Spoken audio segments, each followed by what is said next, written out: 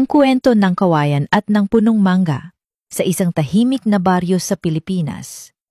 May dalawang punong tumubo ng magkatabi. Isa'y matayog at palalo, ang punong mangga. Ang isa na may payat at mapagkumbaba, ang kawayan. Araw-araw nagyayabang ang mangga. Tingnan niyo ang aking malalawak na sanga. Ang aking mga bungain nagpapakain sa mga tao. Tunay na ako ang pinakadakila sa lahat ng puno. Tahimik lang ang kawayan. Yumuyuko at marahang bumubulong. Maaaring wala akong bunga, ngunit tahimik akong naglilingkod. Hanggang isang araw. Dumilim ang langit, umalulong ang hangin, bumuhos ang ulan. Isang matinding bagyo ang tumama sa lupain. Matatag na nanindigan ang mangga. Hindi ako yuyuko, sigaw nito. Ngunit patuloy ang pagnangalit ng bagyo. Lalong lumakas ang hangin hanggang sa crack!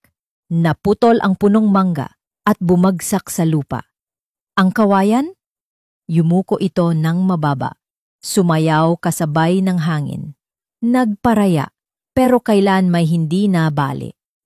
Pagkalipas ng unos, tanging ang kawayan ang nanatili. At ganyan din sa buhay. Hindi palaging ang malakas ang matibay. Minsan ang tunay na lakas ay nasa kakayahang yumuko nang hindi kailanman nababali.